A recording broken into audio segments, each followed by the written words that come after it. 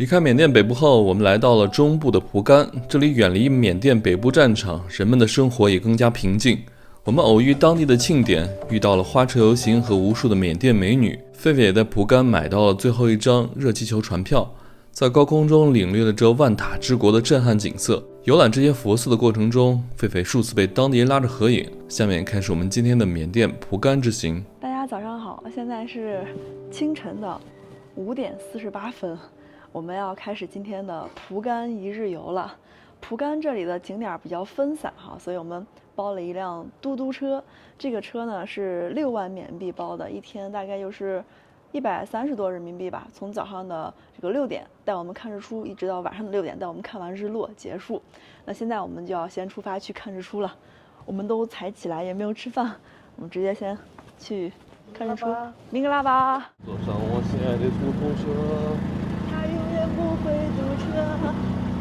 哇，我们起得太早了，我院子那只公鸡还没有开始打鸣呢，我们就已经出发了。这个早上的蒲甘还是有点凉的，现在的温度大概是20度，我们都穿上了外套。啊，这里面这么多欧美游客呀，这是我们来到缅甸之后看到最多的外国游客了。我们现在已经下车了，前面就是坐热气球的地方。昨天晚上呢，我订这个今天包车的时候，老板就说了，今天的第一站是会带我们去热气球的乘坐点，看一下怎么给热气球打气，以及热气球升空。那个热气球呢，叠起来的时候只有这么大一点，但是呢，给它砰砰砰砰吹上气之后，它就变成这么大。这个动作啊，这个包括我刚才这一套都是昨天老板跟我说的，因为我们俩语言不是很通，老板昨天就用这个动作告诉我 ，small one， boom boom boom boom boom boom， 很形象啊。我们一会儿到前面一块看看。看这个是中巴车，就是别人要乘坐热气球的，对，然后他们会到跟前那儿做一些准备的工作，我们就在远处看看。这个线应该是不能走了吧？哎，这儿有那个热气球售票的，我们看下多少钱。It's only one. Oh, 只有一个可以坐了。So how much? Oh, 这里有一个价目表。$120 US. This is Myanmar price. 252000缅币。我算一下，252000缅币除以个475，530块钱。哦。所以大家来这边不要看它那个美元标价，它那个汇率是官汇。然后我们拿民间汇率算下来，只有500多人民币。120刀就大概有那种个800多人民币了。对，它这个缅币自带打折功能啊，500多，超哥530现在。还是很便宜的，对，你可以坐一下。这个应该算是全世界比较便宜的一个热气球了。对，别的地方一般都是200刀。我们刚刚问了一下工作人员，今天一共只有2个热气球。你看这个热气球现在已经摊开了，它本来叠起来是很小一块的，现在在地面上已经拉长了，拉的感觉有个40-50米了吧？对，到那头了。然后这边就是给大家做的这个轿厢的位置，每一个热气球呢可以坐16个人，然后它那个轿厢是分成4格的，里面有个石子，划一下，然后每一个这个格子里面小格子里面再坐4个人，就是这样子的。今天呢是来了2个这个竹马车，拉来了也就20多个游客吧。现在是还有最后的一个座位哈。刚刚我们问了一下呢，这工作人员说是最后一个座位，他给我们这个是就最后1分钟的价格，就跟去南极那个船票一样，是捡漏价。就正常的话没有这么便宜，他明天早上的话一个人是140美元。狒狒在犹豫到底是拍热气球还是坐热气球。对，我现在就很纠结，我想着从上面看呢，还是在下面去拍它升起的那个过程。关键是只有1张票了，要是有3张的话，我们3个一块儿坐。但是刚刚这个涛哥说了，就算有3张票也不会一起上，他怕团灭了，所以他现在就是怂恿我去坐。哎，我们来的时候买的那个旅游保险是受益人是你不？我纠结了一阵子之后呢，最终还是决定去乘坐热气球。现在呢，我旁边这位工作人员去问了啊，因为你看他们这个其他的乘客已经从昨晚和大清早他们都开始这个安全培训了。他说我没有接受过安全培训，不确定能不能让我上，现在帮我去问了，看看能不能给我加塞加进去啊。哦，OK。 If you interested, I need your name, Yeah. body weight, and your passport number. OK， 需要登记一下我的信息。哇，涛哥看乘坐热气球时安全事项、安全告知书。我要签生死状了。T OK，Thank you。我现在已经进来了，给我发了一个这样的帽子，一会儿跟大家一起坐这个热气球。现在说是可以选择咖啡或者茶，先喝点东西冷静一下。我的茶好了，有点烫稍微。Thank you。前面的这个篮子就是一会儿我们要坐的了，我感觉坐16个人是不是有点挤了？我们今天的2个热气球马上就要打好气了，其实还是挺紧张的。我是第一次坐这个热气球，这个热气球已经开始在往里面这个喷火了，火持续的在喷，然后气球就会逐渐的直立起来。刚刚我问了一下工作人员，我们这个着陆点是不确定的，不一定在哪里，所以一会儿还不知道在哪里跟涛哥他们会合啊。好吓人，这个不会烧到布吗Follow me, please. Here.？OK。我要坐在这个角了。OK。我现在已经上船了，看一看，16个人分成了4个格子，我在这个左下角的格子里。我们这个格子里好像是本地人啊，这位蓝色大哥是日本人。我们的教练说是一会儿起飞的时候把手机相机都收起来，人坐直，然后把这个抓起来，这个坐下之后就是这样子的，整个是缩在这个框里的，头是露不出去的，然后飞行5分钟之后才可以出来拍照什么的。哦，我们飞起来了！哇，我们飞起来了！我现在离地面已经有3米了。拜拜 ，See you。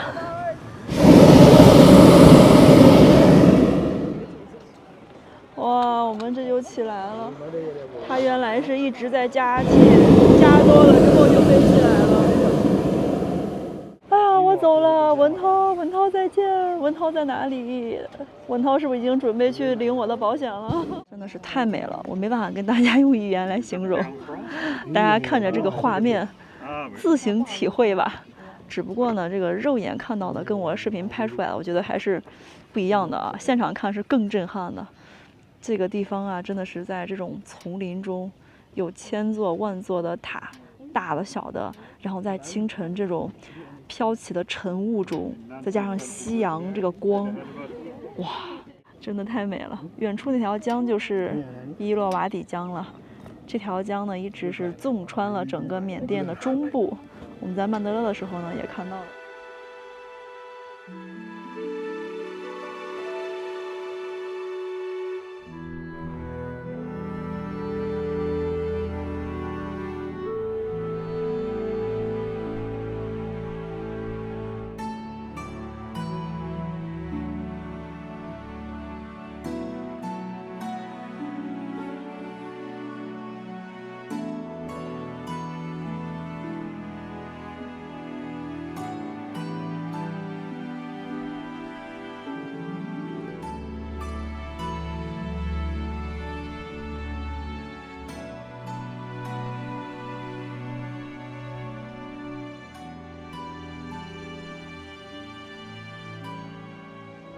我们的气球马上就要落了，前面那个红色的已经到了着陆点了。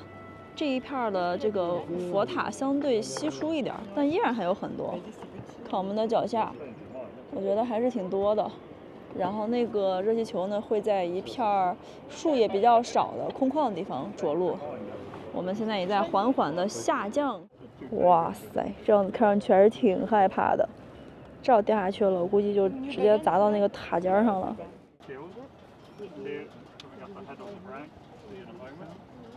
现在说是把这个相机、手机什么都收起来，放到包里，然后人准备坐下，头靠着这个后面，这里防撞击。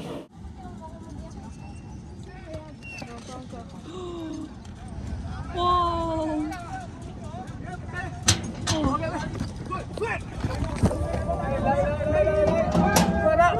快点！我捡鸡蛋。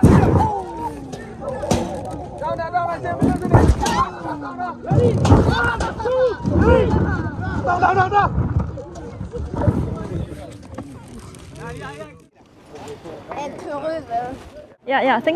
Thank you。哦，太棒了！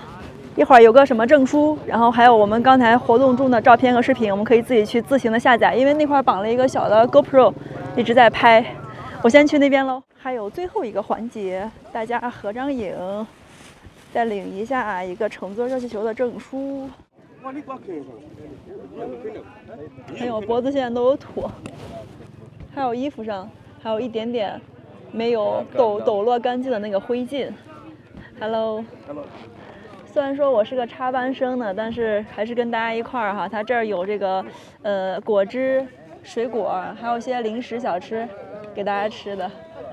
今天这个体验还是很棒的哈。我们这个500多块钱飞了大概40多分钟，相当不错了。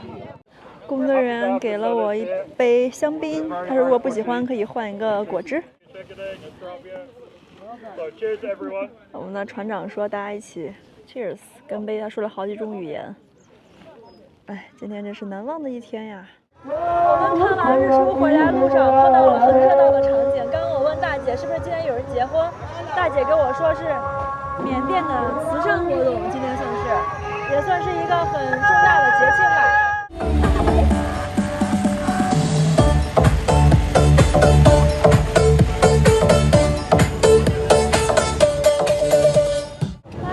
可以给我一个吗？可以给我一个吗？哇，好漂亮啊！这衣服太好看了吧！哇，我们来缅甸这么多天了，第一次看到大家都穿这么好看，超哥高兴死了。这个，我刚才所有美女都在这儿。哇，这个美女好漂亮，这个高高的美女，每个都很漂亮。这个美女好看，这个，啊，这个美女好漂亮。超哥甚至开始挑选了。我们大姐太懂我们了，把车往前开快点啊，截住，让我们拍。那个是特效机，这个车专门拉音响的。好大呀！哦，大象鼻子在。大鼻子在干嘛？大象在跟我们打招呼。哦，嗨，它要吃的，它以为我这是吃的。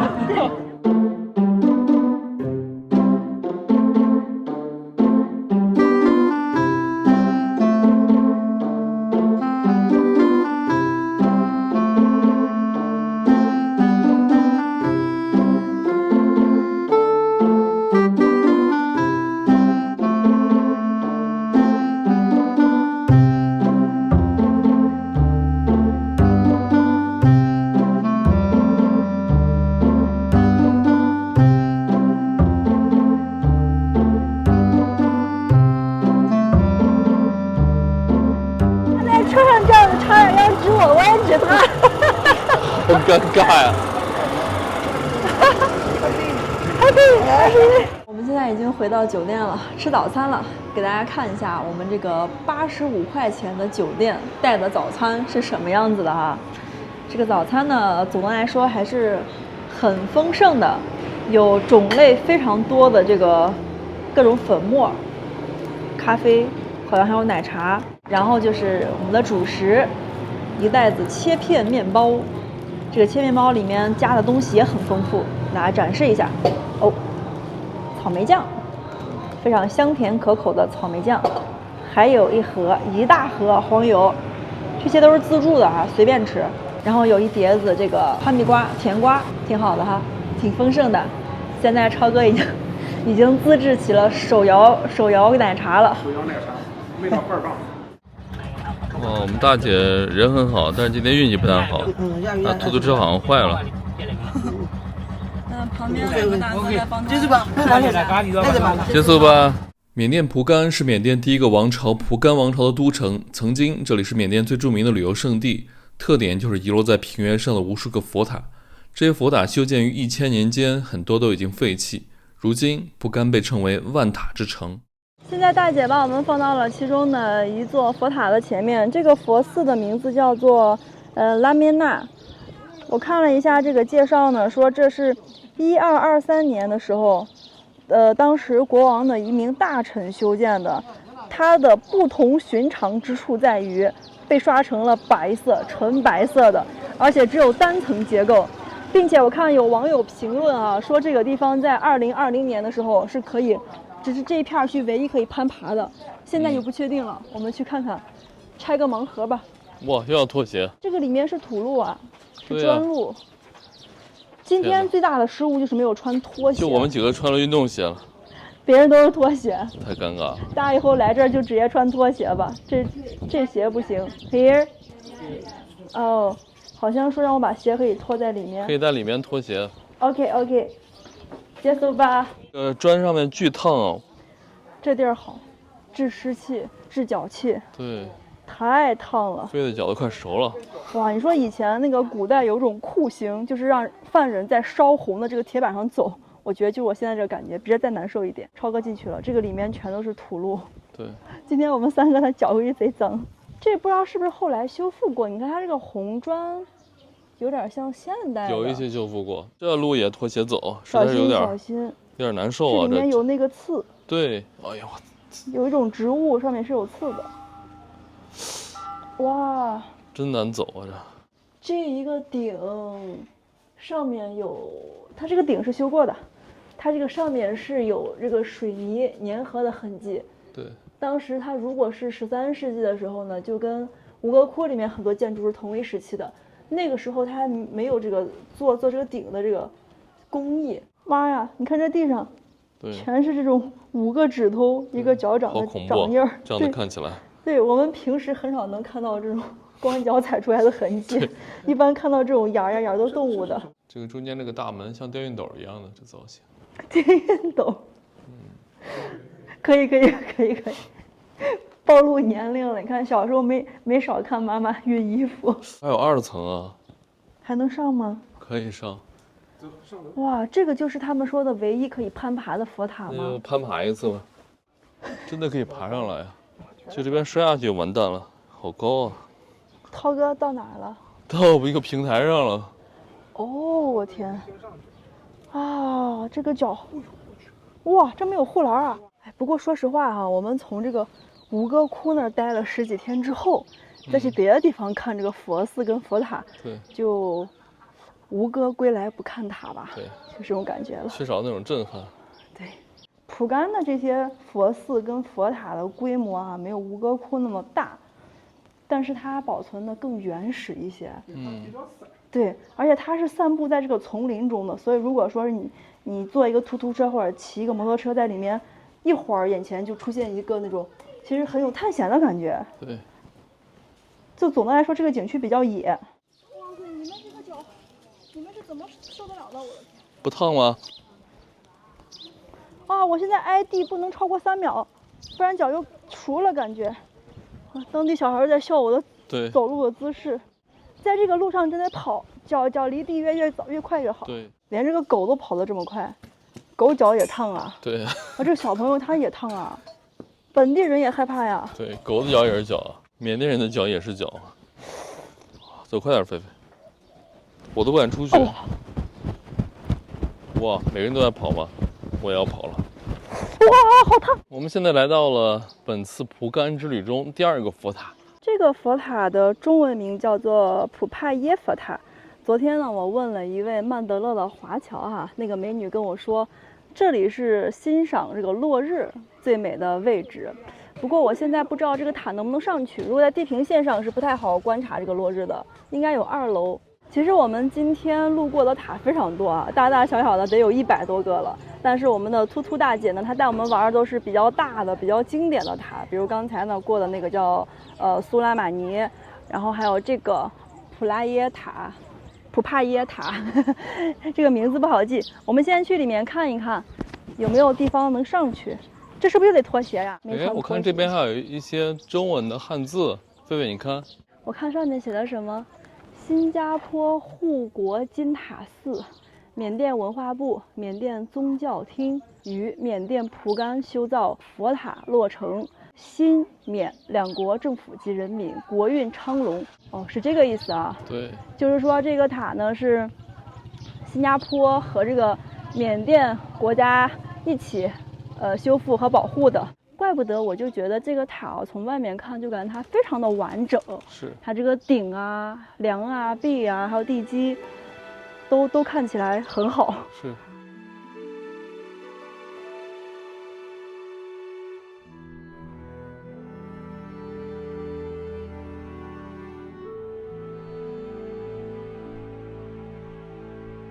蒲甘这里的佛塔，他们用的这些砖啊什么的啊，就是会小一点。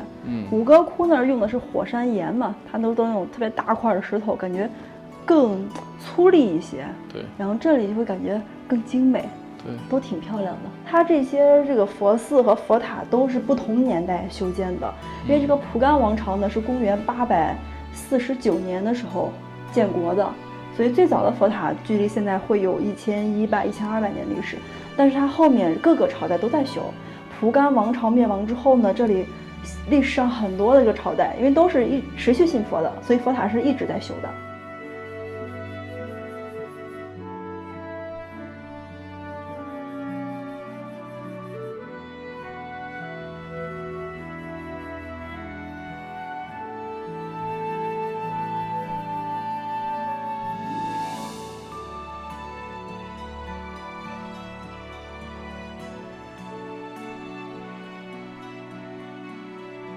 现在呢，我们的突突大姐终于带我们来到了苏拉玛尼塔的前面。这个是我今天最期待的一座塔。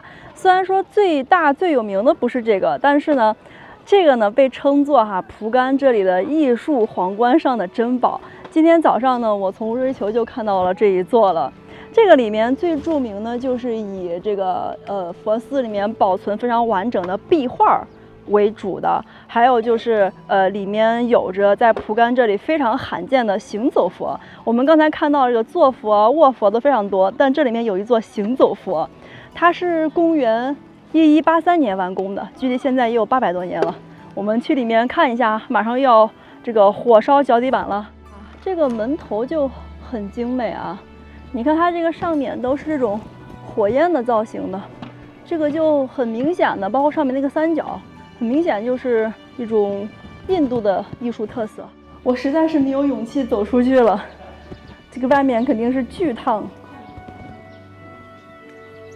哎，这个白的还可以啊，感觉像玉，是有一点点温温的，但不烫，是不是有一点吴哥窟的感觉呢？是的。这座塔它其实是一个双层的结构，然后上面最顶部那块不是用这个竹竿给它围起来保护着哈，因为这个地方在6年前的时候呢，这里发生了一场大地震，然后上面那个塔当时是震掉了，就现在用竹子围着来那一块当时是平了，什么都没有了。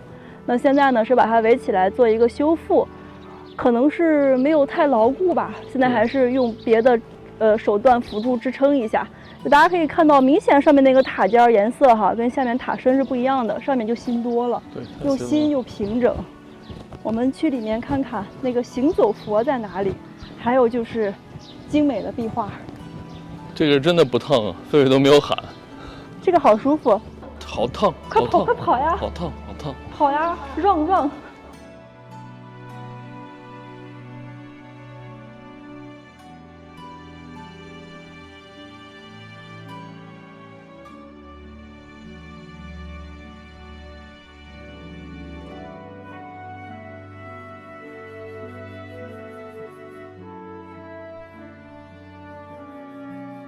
我们现在来到了今天要参观的第3座大寺，叫做达玛扬基寺。在参观寺之前呢，跟大家介绍一个好玩的东西。我们最近在缅甸拍到了很多这个视频的画面里面，大家都可以看到本地人男女老少这个脸上都涂着一种像膏状的这个白色的物体，叫特纳卡。它是一种非常天然的防晒以及防这个蚊虫，还可以美容的一种天然的东西啊。那这个东西是怎么来的呢？我们今天在这个寺院门口就看到了，它其实是一种天然的这个树木里面提取来的。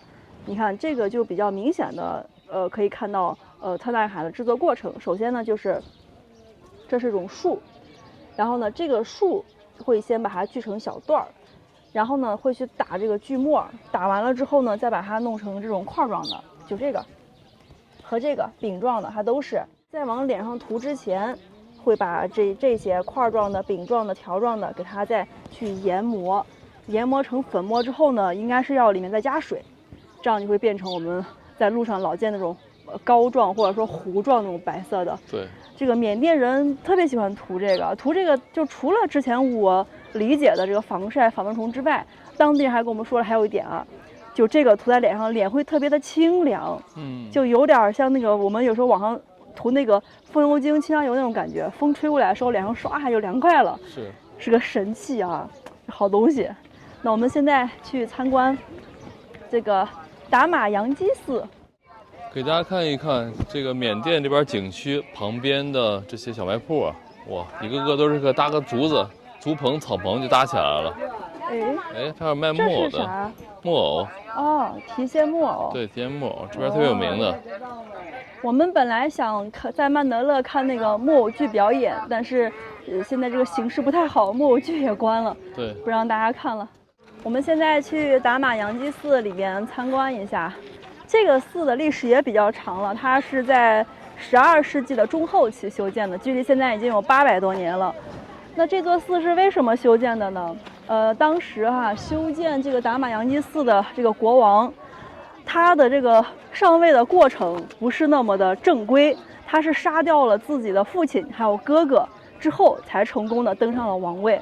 那他当上国王之后呢，为了赎罪，在这里修建了这座达玛扬基寺。不过呢，有句话怎么说来着？善有善报，恶有恶报。这位国王在当上这个王的第3年就被别人给刺杀了，所以在他去世的时候呢，他亲手修建的寺院并没有完工。现在据说呢，中间还有一大块这个围起来的，算是秘密的区域，这么多年都没有任何人到里面去进行考古发掘，可以说非常神秘了。在这个达玛扬基寺的门口，当地人在这儿给游客涂这个特纳卡，一个人是1000。我刚才问他们多少钱哈，这个大姐不会说外语，然后旁边小姑娘很流利的中文跟我说的，1000。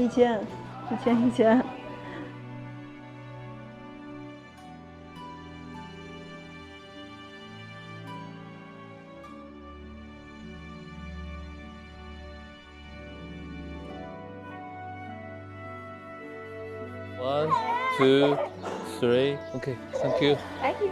结束吧。他们衣服真好看啊！他们穿的都一样，真漂亮，情侣装啊，很漂亮。给你买一件。给我和超哥买一件。超哥你穿绿的。超哥穿那个裙装。你瘦吗？哇，你看现在真漂亮，这衣服好看。哇，好看，太美了。我们终于摸清楚套路了，当地人都走草坪，狒狒发现了，我们也试一试。所以刚才我从这个石板上，滚烫的石板上跑过去的时候，旁边人都在笑我。对，真的，本地人看我跟看猴子一样的，我在这儿又跑又跳。对，就像这个一样。刚刚我就是这个造型，然后被人嘲笑了。后来我发现当地人家都走着草地。对。哎，我们还是业务不精呀。草地好走多了。对。一点都不烫，走上面感觉脚随时被烤熟。我看超哥的那个脚有点发白，不知道是不是熟了。快刨，烫熟了。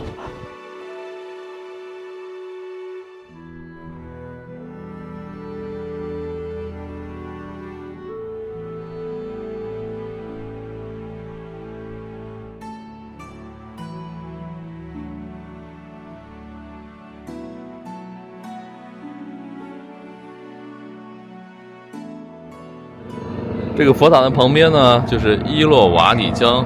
哇，大家看一看，我们之前带大家看过伊洛瓦底江是多么的辽阔啊！这次到河边了，见识到它本来的面貌了。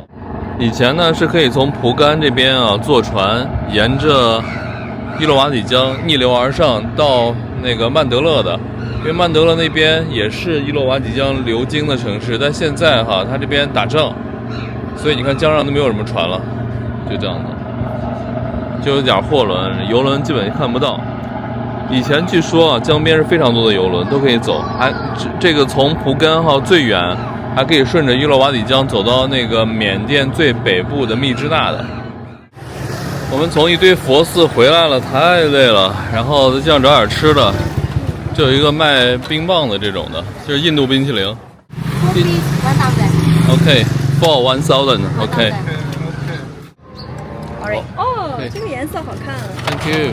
好鲜艳。Thank you。结束吧。钱给了吗？给了。拜拜。Thank you。我们觉得这个冰棒太好吃了，又买了4个，老板还给我们送了1个。是的，是的。哇，太感动了。买8送1。缅甸这边的老板真的太好了 ，Thank you， 结束吧，太好了。这边人你看虽然没多少钱，但是他们很善良啊，真好。是的，太善良了。好好吃。你再吃个面吧。好，超哥盯上这个面好久了。我也想吃。我当时他也是，是当时。老板说1500哈，4块5。1500。对啊， 3块钱。啊3块钱，这么拌面。这么便宜。狒狒这个3块钱的拌面，量不多，1块头，但是里面竟然有肉。这个面没什么嚼劲，但是它这个料还可以。大块的鸡肉。好像葱油拌面啊，尝一尝。胜在便宜，尝一下。对，胜在便宜。这个味道也像葱油拌面。这个老板往里面放的是1勺猪油，炒好，对，1勺猪油，还有炒好的这个鸡肉。这个鸡肉里面带了很多的油，所以这里面的油主要来自于猪油和鸡油。吃完小吃呢没吃饱，我们要了几个面。这个餐厅环境挺好的，叫什么 Perfect 完美餐厅。而且他们家竟然有电，这是最完美的地方。你看他们家那个充电头插满了。然后狒狒要了一个扇面。对，这个扇面跟我之前在仰光和在善邦吃的都不一样，它这种有点像粉丝，也有点像那个细细的饵丝。对，不好说。这量好多呀，我这台4块多人民币。对，我和超哥要的是鸡肉炒面，然后结果老板还带了一个鸡蛋，挺好的。我们这一份才4000，也就是8块钱。哇，8块钱这么多的鸡肉炒面，再加个蛋，还有个汤，还送了2份小菜，一个洋葱切片，一个那个西红柿摆盘，太牛了。老板还给我们摆了个盘，很感谢。这是那个饵丝，哦，很好吃，量也很大。超哥味道怎么样？相当好。超哥今天跟我们饿了一天，也饿的人都麻了。到下午5点钟去吃上饭了，太惨了。哎呀，是的，因为今天早饭吃了跟没吃一样。12500。对，我们又吃又喝这么多，还12500，天哪！20来块钱。对。 3个人。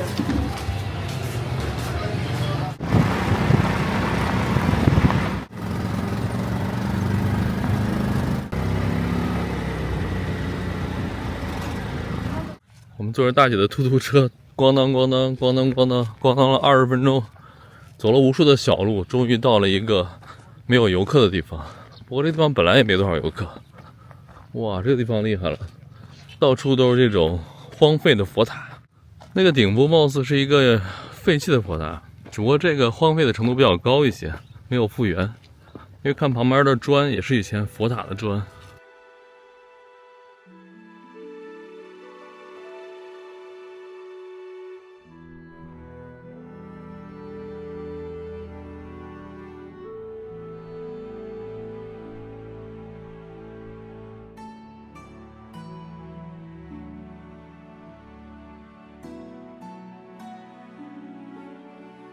我们玩了一天的佛塔，然后又拍完日落，在这个我们拍佛塔的周边啊，见到了好多这种废弃的佛塔。这个佛塔特别的大，蒲甘有这么多的野生佛塔，我们今天就探一个野生佛塔给大家看一看，里面长什么样。哇，真的吗，超哥？你别吓我。真的，我刚一进来，哇，这佛像可以啊。 这才是那种未经修饰的佛像。